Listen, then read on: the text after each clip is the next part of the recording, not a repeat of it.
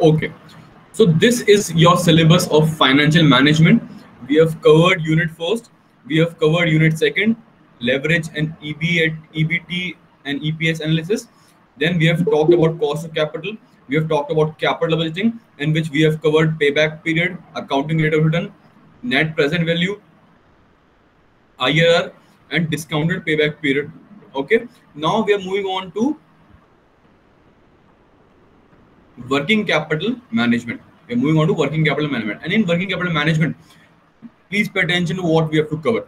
Okay, and your course, I think, is going to be completed by next week. Okay, next week our course complete हो जाएगा. So please start preparing for the exam. The paper is not going to be very easy. So you have to study because financial management is the base of finance, especially for people who are going for financial, like their specialization is finance. They have to study this very well, and otherwise as well. Okay, everyone, we should all know how is finance and how do we manage finance. So first thing we are going to talk about is what is working capital, current asset, current liabilities, operating cycle, and its use in working capital management, financing, current asset, inventory, cash and receivable management, concepts, tools of analysis, ratio and fund flow analysis. This is what we have to cover. Okay, so I'm starting with today is the first introductory class. So first in today's class, we are going to talk about working capital. Okay, that what is working capital? How do we manage working capital? What are the techniques of working capital management? That is what we are going to talk to you guys about in this class. Okay, the first question is, what is capital? Capital is the money that is introduced by the owners. Capital is the money that is introduced by the owners in the business. So we have taken an example of Mr. Lucky. Mr. Lucky started a mobile factory or mobile company. So the capital that required was 50 crore. That was the amount that was required to start a mobile manufacturing concern. Okay. Now he's not going to invest the complete amount in fixed asset. Okay. This capital can be divided into two types. जो capital है ये दो तरह का हो सकता है. First is fixed capital, and second is fluctuating capital.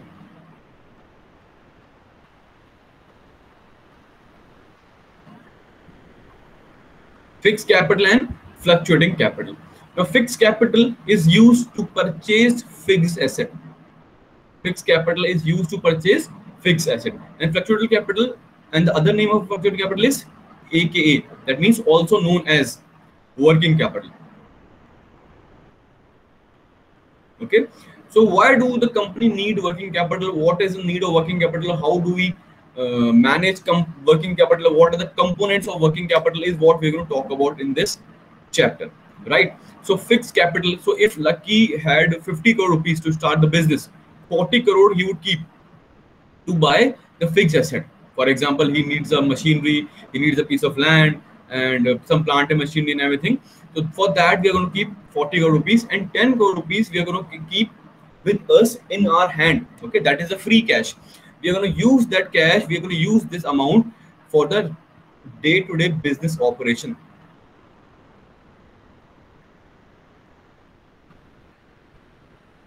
Okay, we're going to use this amount for day-to-day business operations. Okay, clear to everyone? We're going to use this amount for day-to-day business operations. For example, payment of salary, payment of rent, okay, purchase of raw material, etc.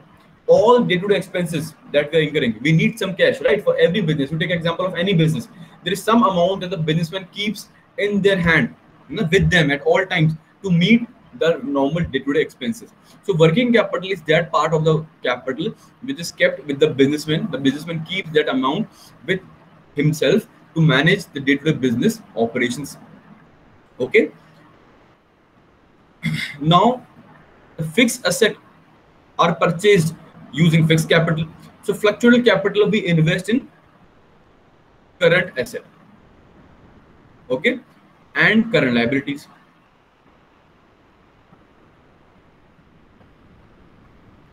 Okay, so working capital is no, I'll not write it over here. Okay, so working capital is the amount of cash that is introduced by the owner, but that is not invested in fixed asset. That is kept with the businessman. The businessman keeps the money with himself to manage the day-to-day business operations. Chale. So working capital can be studied in two terms. Okay, this is this is further classified into two types. First is gross working capital, and second is net working capital. Second is net working capital. So what is gross working capital? Gross working capital means current asset. The amount that we've invested in current asset is called gross working capital. And net working capital is current asset minus current liabilities. This is the formula for calculation of working capital, calculation of net working capital. Current asset minus current liabilities. Okay. Now, what a current asset? Although we've already talked about this in accounts, but still, I'll just give you a brief introduction of what is current asset. So, current asset are the assets, okay, which are acquired with the intention of converting them into cash, okay, within 1 year. Okay, now the important word to focus is intention. The intention or the purpose or at the time of acquiring that asset, the intention was that we are going to convert this asset into cash within 1 year. For example, we can take the example of stock. Okay, whenever a businessman purchases stock, the intention is to sell this stock as soon as possible. So sell his stock as soon as possible. Okay, ASAP, as soon as possible. So we're going to sell this stock as soon as possible. When we make some sales on credit, so when we are selling the goods on credit, the intention or the purpose is or the objective is that we are going to convert this amount into cash as soon as possible. Okay, so what is the definition of current asset? There are two definitions. First is all the assets which are acquired with the intention, the important word is intention, of converting them into cash within 1 year, or if the asset is already in cash,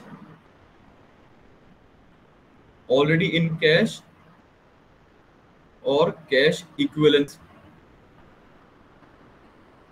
Okay, for example, bank, etc. These items are also included in current asset. Okay, and the third thing that included current asset is all prepaid expenses. Prepaid expenses. What is the meaning of prepaid expenses? I think all of you know what is prepaid expenses. So prepaid expenses are those expenses which we have already paid in advance, and the benefit of those expenses is due. We are going to receive the benefit at some time in the future. That is prepaid expense. For example, your SIM card, the SIM card that we use these days, we recharge it by 500 rupees and then we use it for 3 months. After 3 months, we again recharge it for 500 rupees, then we again use it for 3 months. So that is a prepaid expense. Okay, so this is the definition of current asset. This is the meaning of current assets. Okay, clear? So to revise, what are current assets? Current assets are those assets which are acquired. There are three definitions. First is asset which are acquired, okay, with the intention of converting them into cash within 1 year, or which are already in cash or cash equivalents. And third is any prepaid expenses. These are the items that are included in current asset. What are the example of current asset? If I talk about example of current asset, then the example would be cash. Okay, cash at bank. Then you have debtors. Then you have stock. Then you have prepaid expenses, etc. Bills receivable, etc. These are the example of current assets. Now, if you talk about current liabilities, then current liabilities are the liabilities which are supposed to be paid within 1 year. Liabilities which are supposed to be paid within 1 year. Okay, so if I talk about the definition, then again there are three definitions or two definitions. Let's say first is liabilities which are to be paid within 1 year. Second, any outstanding expense. What are outstanding expenses? So outstanding expenses are those expenses which are not paid yet. The benefit has been received. For example, if I have an employee and the employee is working in my organization and I've availed the services, I've used the services, I've taken the benefit, but I've still not made the payment to the employee, then that is my current liability, and it is expected that I'll pay for the liability within 1 year. Okay, clear? So this is the meaning of current liability. So what is working capital? Working capital is current asset less current liabilities. Current asset minus current liabilities. This is net working capital. And this is the definition that is prominently used. Okay, net working capital is the definition that we usually use until and unless the question specifically mentions to use gross working capital, we use current asset minus current liability, that is working capital. Okay.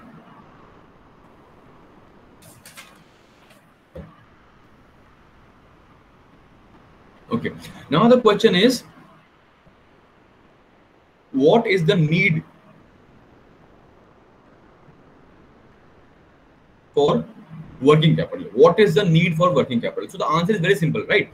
See, just assume that you are manufacturing this pen. Okay, this pen that I used to write on the screen, you are manufacturing this pen. Okay, so how is the process going to take place? I'm going to talk about the process right now. Then I'm going to try to give it a financial perspective, and then I hope you guys will understand why do we need working capital. Okay, just please pay attention. Okay. So I am a pen manufacturer. My name is Wacom. Okay, this is the name of the company that makes all these type of pen and tablets and everything. Okay, so just imagine how the process is going to take place. First step, I'm going to purchase raw material. Okay, I'm going to purchase the raw material, this plastic, that circuits and everything that is inside this pen. So first is I'm going to purchase the raw material. By raw material, I mean the plastic component and the technical component of this pen. I'm going to purchase that. In the second step, I'm going to get those transportation. Okay, I've purchased that, but I have to get those raw materials to my factory, so I'll pay for transportation. By transportation, I mean from the shop to factory. Okay, in the third step, what am I going to do? In the third step, I'm going to I'll ask my labor to do some work on this. I'll put my input. I'll transform the plastic into this shape, this pen.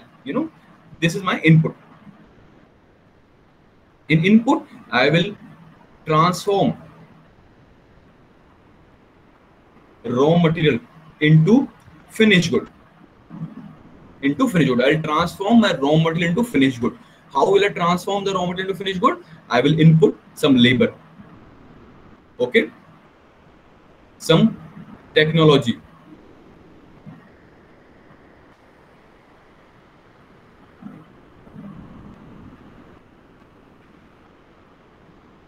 Okay, and by inputting my labor, by inputting my technology, I will transform the plastic into this pen, into this shape, this pen. Okay, and fourth,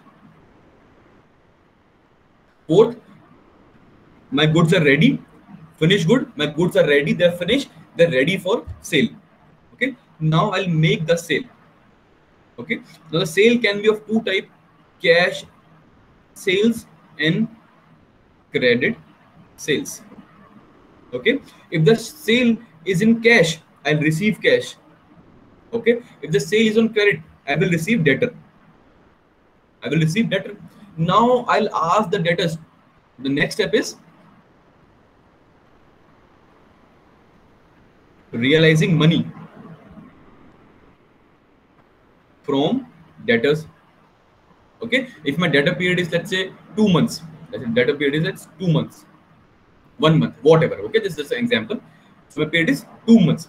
So I'll realize the money from the debtors after 2 months. Okay, so this is called operating cycle. This total concept, this is called operating cycle. This is called operating cycle. The time, now you have to pay attention that this is going to take some time. Okay, if I purchase a raw material today, let's say 1st July 21, if I purchase a raw material today, then I'll not get the cash tomorrow. It is going to take some time, for let's say 4 months, okay, or 5 months or 6 months, whatever. It is going to take some time. Purchase of raw material, that time when I invested my capital into the goods, and the time when I will realize my goods. Okay, this time when I've invested in my raw material, I've invested in the business, and the time when I'll realize that money. Okay, this is going to be a time consuming process. It's going to take 4 months. Let's assume 4 months to 5 months it takes from raw material to finish good, then to make the sales, then to realize the money from the debtors. Okay, so what do you think? I'll just sit by and wait for the debtors to pay so that I can purchase the raw material again. But this is how the business is going to work, right? I will realize the money from the debtors, then I will go and I'll purchase the raw material again. Then I'll again convert them into finished good. Then I'll again convert them into debtors. Then again I'll realize the money in cash. Okay, I'll purchase raw material, I convert them into finished good, and I make them into debtors. And this is going to keep on happening again and again. Okay, but this is a time consuming process. So in this time, in the meanwhile, after making the finished good, do you think my factory would be closed down? We are just waiting. We are waiting. We are going to receive the amount from debtors. Then we will go and we'll purchase the raw material, and then we are going to convert it into cash. No, we're not going to wait for the time. The factories are going to keep on making products regularly.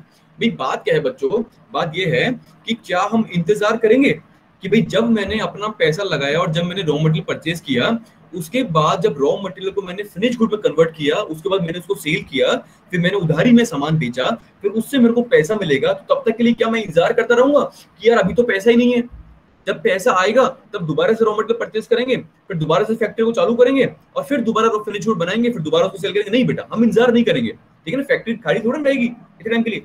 तो हमको उस time के लिए क्या चाहिए होता है? उसके लिए हमको चाहिए होता है working capital. For that time we need working capital, कि भाई जो हमने पैसा स्टार्टिंग में इन्वेस्ट किया था, उस पैसे को तो इन्वेस्ट होके, उसको पैसे को रियलाइज होके हमको वापस मिलने में लगेगा, मानते हैं 4 महीने का टाइम, ठीक है? 5-6 महीने निकाल लेते हैं, हम मानते हैं कि हमको 4 महीने का टाइम लगेगा। तो 4 महीने मेरी फैक्ट्री खाली थोड़ा रहेगी, उस 4 महीने के लिए मेरे को और पैसा लेके आना पड़ेगा, उस 4 महीने में मेरे को और अपनी जेब से पैसा लगा के रॉ मटेरियल परचेज करना पड़ेगा, ठीक है? और उसके बाद उससे मैं अपना प्रोडक्शन करता रहूंगा, फिनिश गुड बनाता रहूंगा, सेल करता रहूंगा। फिर जो पहले सेल किया था, सॉरी, ठीक है, फिर जो मैंने स्टार्टिंग में सेल किया था, इससे पैसे मुझे मिल जाएंगे, फिर मैं इसको दोबारा से इन्वेस्ट कर दूंगा यहाँ पे। लेकिन मीनवाइल 4 महीने के लिए मुझे कुछ और एडिशनल कैपिटल की रिक्वायरमेंट होगी, जिसको बोलते हैं वर्किंग कैपिटल। क्या बोलते हैं इसको? Working capital. And this amount of capital is not used for purchasing fixed asset, it is used for purchasing the raw material, it is invested in the debtors. आपको मेरी बात समझ में आ गई होगी बच्चों कि 4 महीने का जो टाइम है, 4 महीने का जो गैप है, I am not going to wait for the sale to convert into cash so that I can continue my business. No, I'm not going to wait. I'm going to take some extra amount, I'm going to invest some extra amount into my raw materials, into my labor. I'll make the payment to labor. ठीक है ना भाई? anybody who does the business knows this, right? बाकी सब बच्चे भी समझ रहे हैं ना मेरी बात को? एक बार सब बच्चे मुझे बता दीजिए जो मैं कहना चाह रहा हूँ, आप लोगों को बात समझ में आ रही है ना बच्चों? मैं दोबारा से पूरा एक बार रिपीट कर देता हूँ। देखिए बच्चों क्या होता है, I'll repeat in Hindi as well for students who have problem in Hindi. I'll repeat in Hindi as well. और आपको कोई डाउट है, कोई प्रॉब्लम है तो आप मुझसे पूछ लीजिए, ओके? तो देखिए बच्चों बात क्या है कि भाई जो हमारा कैपिटल होता है, that is divided into 2 types. First is fixed capital, second is fluctuating or working capital. This fixed capital remains fixed, वो change नहीं होता, so that is used to purchase fixed asset, right? On the other hand, working capital is used to finance the business. ये use करते हैं financing fix asset को, long term के लिए सोचते हैं। अभी हम सोच रहे हैं शॉर्ट टर्म की। जो 4 महीने का मेरा टाइम गैप है, जिसमें मेरे को सेल से पैसा वापस लेके आने में टाइम लगेगा 4 महीने का, उस 4 महीने में जो जितना मुझे पैसा चाहिए उतना पैसा मैं वर्किंग कैपिटल से फाइनेंस करूंगा, या तो खुद इन्वेस्ट करूं या फिर करंट लायबिलिटी से लेके आऊं, जैसे भी पैसे लेके आऊंगा मैं, ठीक है? ये हो गया मेरा वर्किंग कैपिटल, ओके? अब day to day business operations में the amount that is required for day to day business operation that is called working capital. मैंने बताया ना आपको। अब working capital is also divided into two types, इनको दो तरह से पढ़ सकते हैं, एक है ग्रॉस वर्किंग कैपिटल, एक है नेट वर्किंग कैपिटल। ग्रॉस का मतलब हो गया investment in current asset. assets are those assets, उनका तीन डेफिनेशन बनता है बेटा, ठीक है। पहला डेफिनेशन है the intention was to convert them into cash within 1 year, जिनको एक साल के अंदर अंदर मैं कैश में कन्वर्ट कर लूंगा, that is called current asset, ठीक है। सेकंड आता है जो पहले से ही कैश में कन्वर्टेड है, एग्जांपल मेरे पास जो कैश का बैलेंस रखा हुआ है वो हो गया। और थर्ड आता है मेरे पास कोई प्रीपेड एक्सपेंस, मैंने एडवांस में कुछ खर्चा वर्चा पे कर दिया, तो वो भी मेरा एसेट है, उसका बेनिफिट अभी मुझे मिलने वाला फ्यूचर में, ठीक है। इसके एग्जांपल हो गए सारे के सारे। बात करें करंट लायबिलिटीज की, तो करंट लायबिलिटीज वो लायबिलिटीज हैं जिनको हमको एक साल के अंदर पे करना होता है, ठीक है। एग्जांपल हो गया आउटस्टैंडिंग। अच्छा, इसका एक और डेफिनेशन क्या है, आउटस्टैंडिंग एक्सपेंस, ठीक है जी। अब हम बात करते हैं बेटा ऑपरेटिंग साइकिल की। बड़ा इंपॉर्टेंट है कंसेप्ट समझना आप लोग को। What is operating cycle? Operating cycle मतलब ये है कि पैसा मैं यहाँ पे लगाऊंगा जब मैं रॉ मटेरियल परचेस करूंगा, उसके बाद मैं उस पर सारा काम वाम करूंगा, सेल वेल करूंगा, लेकिन जो पैसा मेरे को फाइनली रियलाइज होगा, जो मैंने पैसा लगाया था, मान लीजिए मैंने यहाँ पे अपन एज्यूम करते हैं मैंने इस टाइम पे 10,000 रुपए का रॉ मटेरियल परचेस किया था, ठीक है। अब इस 10,000 रुपए को मैंने ब्लॉक कर दिया अपने गुड्स में। जब वो मेरे को पैसे रियलाइज होंगे 10,000 रुपीज जब मेरे को मिलेंगे वापस से, इसके बीच में कुछ टाइम लगेगा, 4 महीने का। दिख रहा है ना आपको टाइम क्यों लगेगा? भाई देखो, हम उसके लेबर काम करेंगे, फिर सेल करेंगे, फिर हमको पैसा मिलेगा, तो उसमें टाइम लगेगा थोड़ा सा। इस 4 महीने में अपनी फैक्ट्री को बंद नहीं करूंगा, फैक्ट्री में तो काम चलता रहेगा। तो इन 4 महीने के लिए मुझे वर्किंग कैपिटल चाहिएगा जो मेरे डे टू डे खर्चों को सपोर्ट करेगा। I need some extra capital that will support, yes, that will support my business. This is called working capital, ठीक है।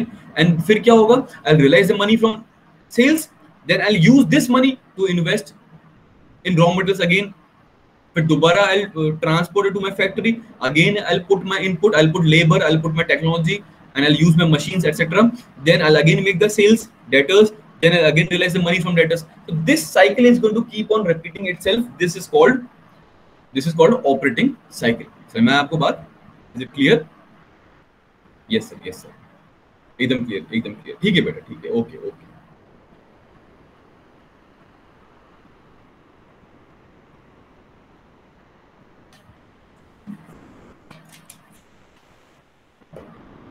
यस, ठीक है। अब एक छोटा सा बहुत बेसिक टॉपिक है, क्या है? Why is working capital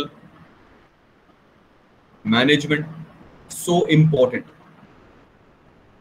ठीक है, वर्किंग कैपिटल मैनेजमेंट इतना इंपॉर्टेंट क्यों है कि हमने इसके लिए अलग से चैप्टर बना दिया। Why is working capital management so important? So बेटा इंपॉर्टेंस आप खुद समझते हैं, ठीक है। If we don't have sufficient funds, business would not operate at the best of its abilities. Business को प्रॉपर्ली हम मैनेज नहीं कर पाएंगे because we will have a lack of funds, ठीक है। मैं दोबारा से I won't be able to purchase the raw materials again. I won't be able to convert them into cash. There are going to be so many problems if my working capital is not sufficient, right? I won't be able to pay to the labor, and I have insufficient cash. Okay, clear? So this was the introduction of working capital management. Now, as you can see, the unit has 3 topics that we have to cover. First is working capital management, second is ratio analysis, and the next is fund flow analysis. These are the 3 topics that we have to cover.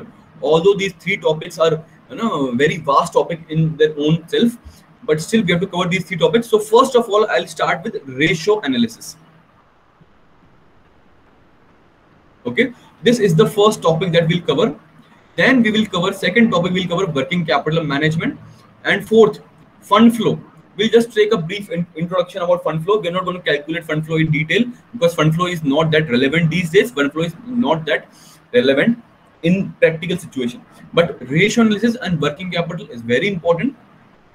Okay, so first topic that I'm going to start is ratio analysis. Is it clear to everyone?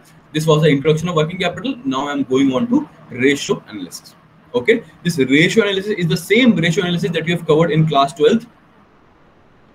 Okay, it is the same, but now when you are studying from this BBS perspective, so you have to make a slight change in your approach of studying this topic. Okay, the change that we have to make is now you have to understand everything, because these are the kind of questions that will be asked to you in an interview.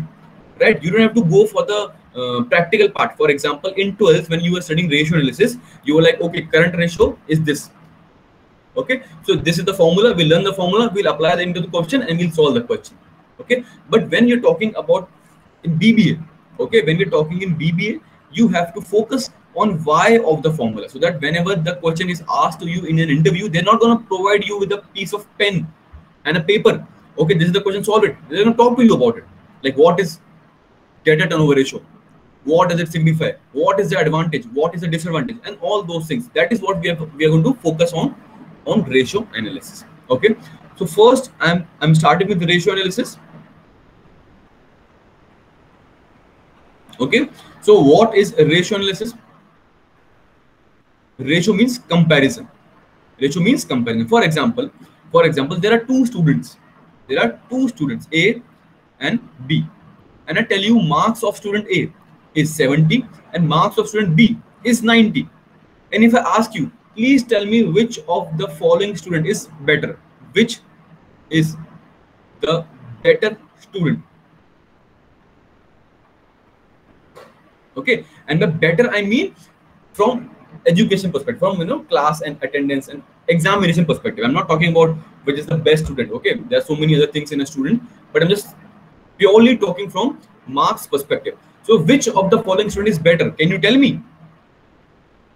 Can you tell me? No, you cannot tell me. Why can't you tell me? Because you don't know if this 70 marks is out of 100 or 200 or 500. Same, you don't know if this 90 marks are out of 100 or out of 200 or out of 1000. You don't know that. Okay, so the conclusion is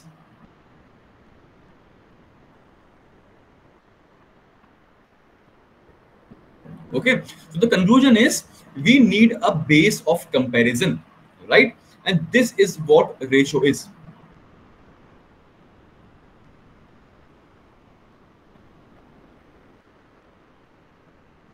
Okay, this is what ratio is all about. Ratio enables comparison. Okay, for example, if we want to compare these two students, we cannot compare by absolute amounts. The absolute amounts do not convey any meaning, right? Absolute amount do not convey any meaning. Okay, I'll take one more example. One more example. Okay, for example, there are two companies, Reliance Industries Limited and Airtel. Okay, these are both companies that are operating in the same industry, telecom, and they're these companies. And if I tell you that the profit of Reliance Industries is 1000 and Airtel is 500, okay, this is the profit. And if I ask you, which company do you prefer, which company is better than the other company, can you tell me? No, you cannot tell me, because this is an absolute amount. This is an absolute amount. This absolute amount doesn't convey any meaning. We cannot make any conclusions. We cannot draw any conclusion from this amount. If I tell you, okay, the sales of the company was 1 lakh and sales of this company was 1000. Now can you compare? Yes, you can compare. You will calculate the percentage. You will multiply it by 100. That means you are equating the base. The base is 100. Out of 100, what is the profit percent? What is the profit percent? So profit percent is 1%. Profit is 1%. And over here the profit is 50%. Okay, now we can compare. Okay, this company is not so good because the profit is 1% only. Okay, this company is better because the profit percent is 50%. Are you getting what I'm trying to say? So ratio enables comparison. Ratio shows the relationship between two items. That is called ratio analysis. Okay, now I'll apply it to the topic that we are covering. This is basic ratios. So why do we need ratios? What is the need for ratio analysis? Okay, I'll just go to this again. Tools of ratio analysis. Okay, so we are going to talk about ratio analysis, right? So why do we need ratio? It is used for analysis. What kind of analysis? So there are two companies again, Reliance Industries and Airtel, and you are an investor. For example, let's say this is Mr. A, and Mr. A has 1 lakh rupees with him, and he wants to invest this 1 lakh rupees in either Reliance Industries or Airtel. So he will compare the two companies.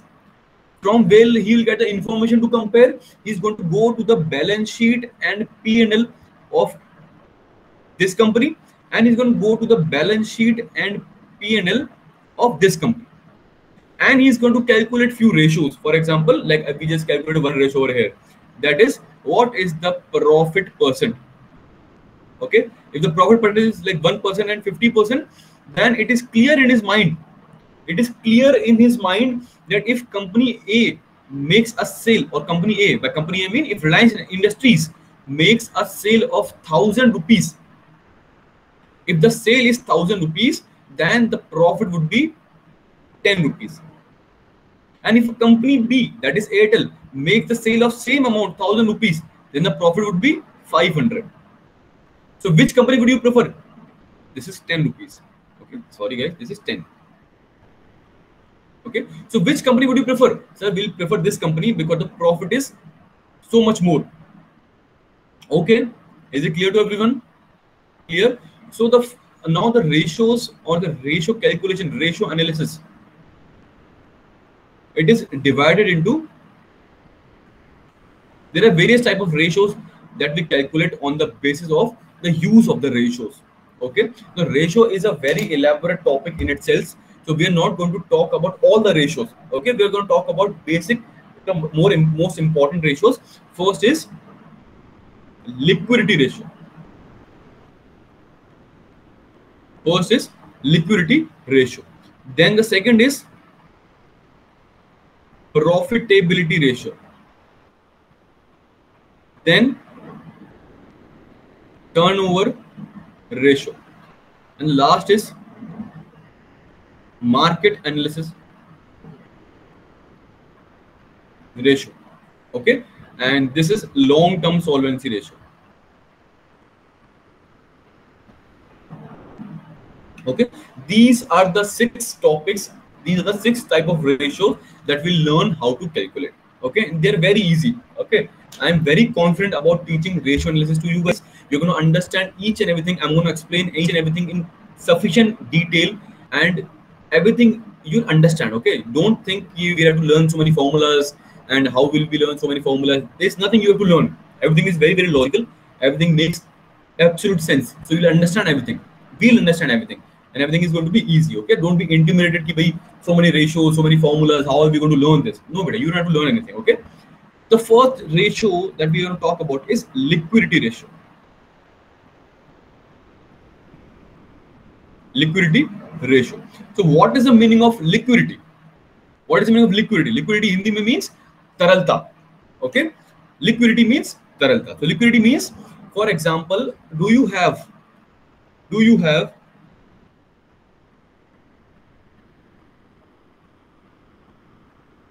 sufficient amount of cash to meet short-term